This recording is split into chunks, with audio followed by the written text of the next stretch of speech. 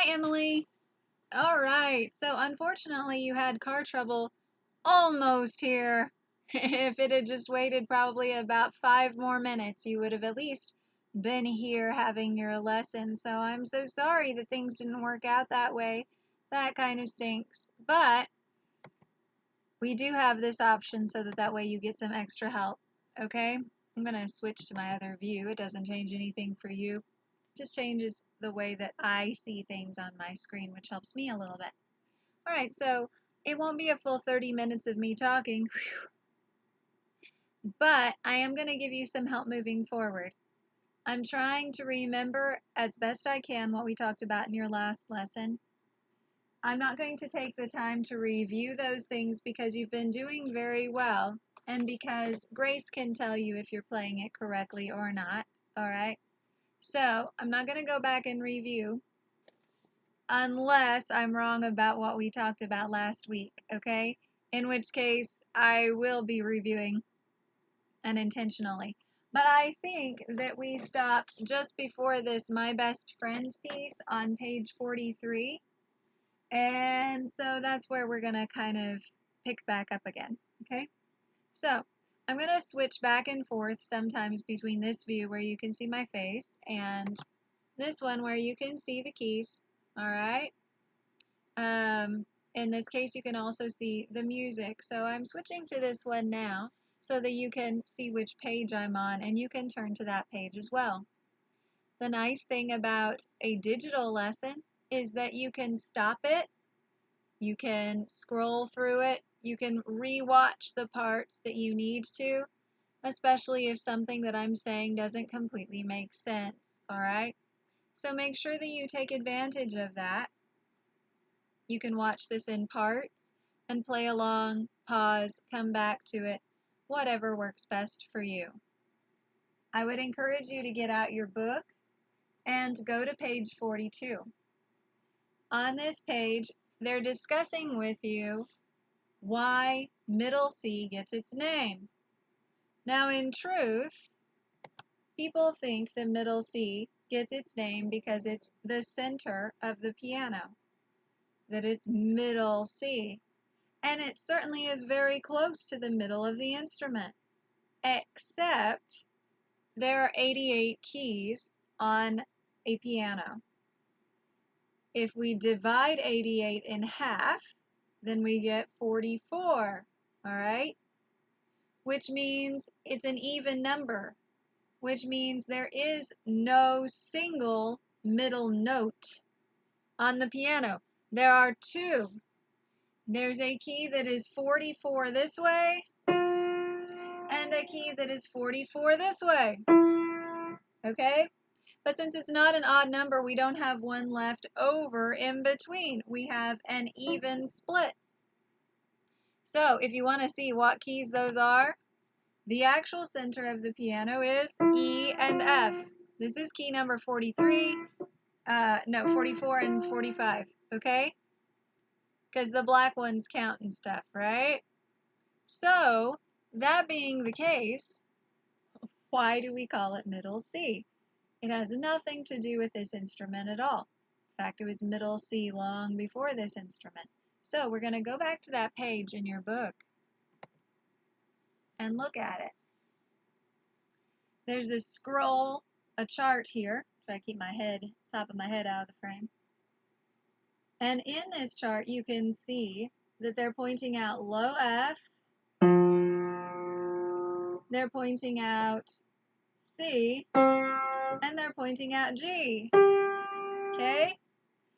We've played low F last week and G in your different songs that you played.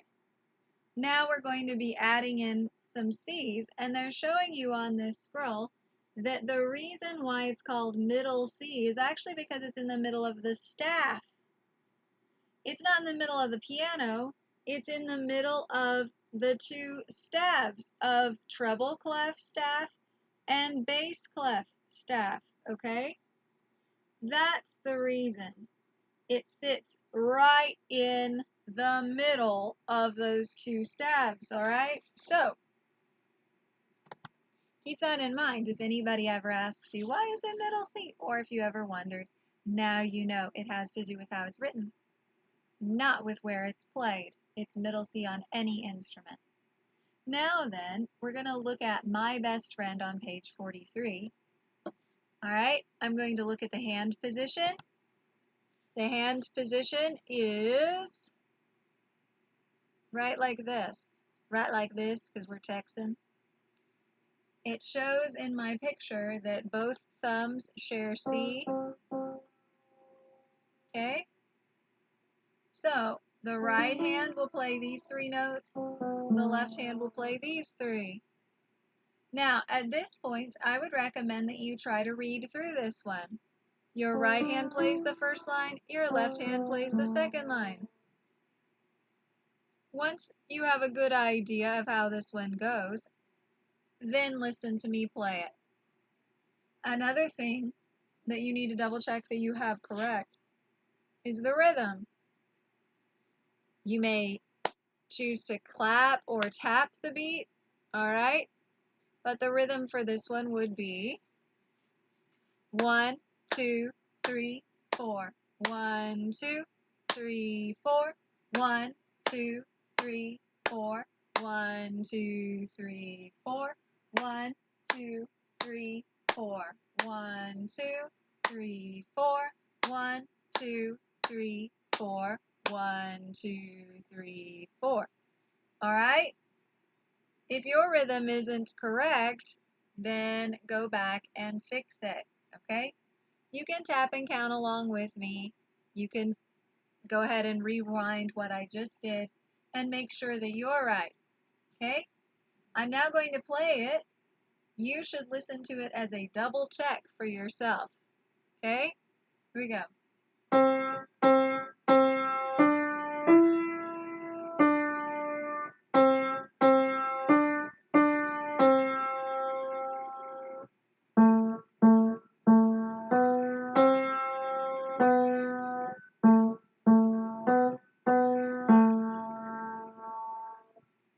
That's how this piece should be played. My phone is going off. I'm going to double check. Make sure it's not you needing help.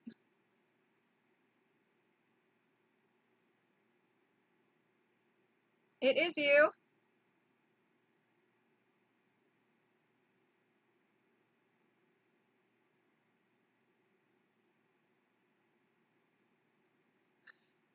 I'm reading your text message. That's how you know. I really do record them during your lesson time. Okay, so back to you. Make sure that you are working on that one and that it sounds like that when you come to your lesson next week, okay? I'm going to quickly go through these because I have this fear that I may be working on pieces that you've already passed, all right? So I'm going to hit the high points of these. We have the tambourine tune with the same hand position. We have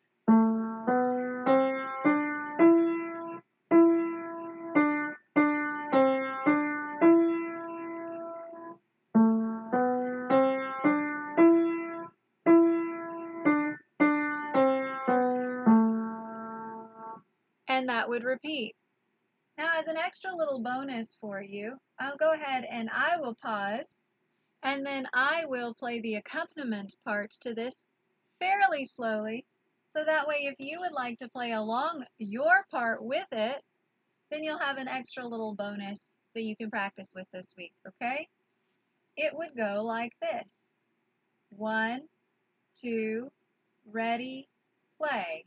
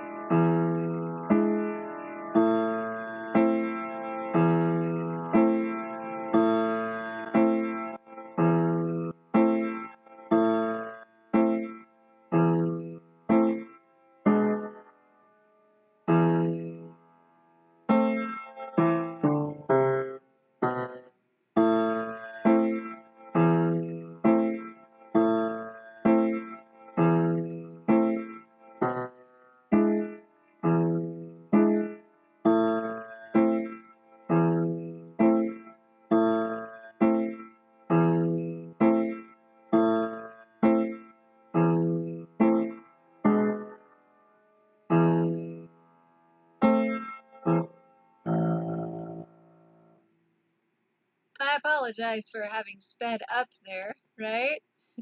Sped up a little bit maybe. Yours, it would kind of go along with it just so that you have an idea of where they sit together. It would be da da da da da da D D C D E. And this piece is very nice with it being a little bit faster, actually a lot faster. You don't have to learn it that fast, but you might want to try. It sounds really good at da da da da da da da da da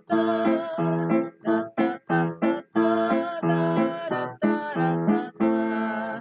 Okay, so you might enjoy that. You might try it, and then we could play it together in your lesson next week. Moving right along to the next page, once a man was so mad. Okay, this one does come in 9 verses, but do I recommend that you play all 9 verses every single time? No, please do not. Your family will not be a fan, okay? So let's do once a man was so mad. This one is in a new hand position. Thumbs are not sharing, see, they sit next to each other. Make sure that you're looking at your book reference. This is what this one will sound like. It's all quarter notes, okay? Remember, don't just listen to me and copy me. Use this video as a guide to double check what you have already done, okay? Yours should sound like.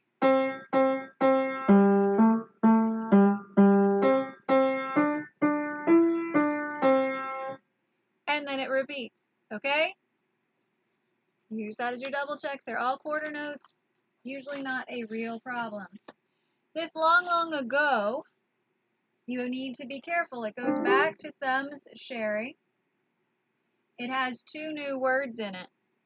Those words, mezzo forte and mezzo piano. You'll see it in your music, the MF and the MP.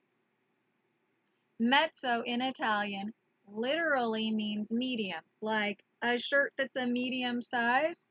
In Italian, that M would be mezzo, okay? It is spelled M-E-Z-Z-O, mezzo, so the t's comes from the double Z, all right?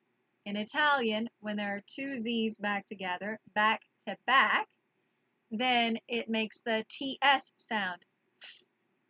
This may seem strange until you consider the word you're very familiar with, pizza, P-I-Z-Z-A, all right? In Italian, the double Z, pizza, mezzo. So when you see the double Z, say instead of z, okay?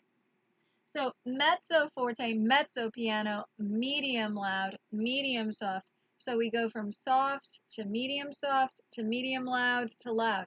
We're trying to create a broader feeling for volume, okay? This piece can also be a little challenging because it has half notes in it.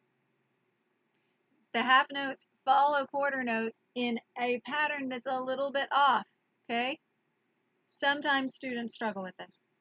So think half note, quarter, quarter, half note, quarter, quarter, long, short, short, long, short, short, long, short, short, long, okay?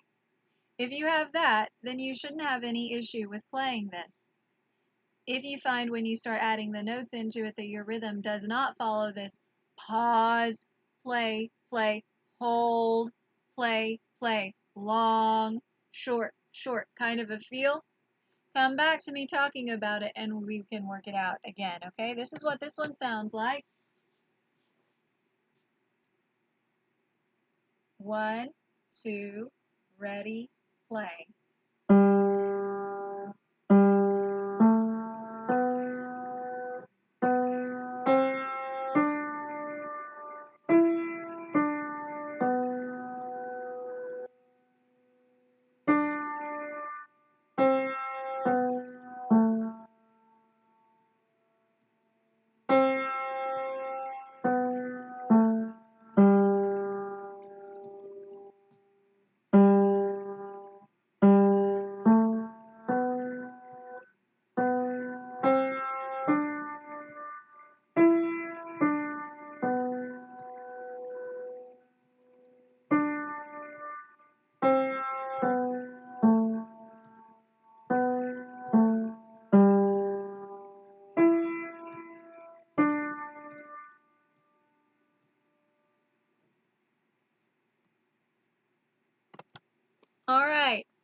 So that gives you a variety of pieces. Hopefully they're not the ones you were working on this week. I don't think they were, but I need to start making better notes and lessons so that way I don't have to try to remember.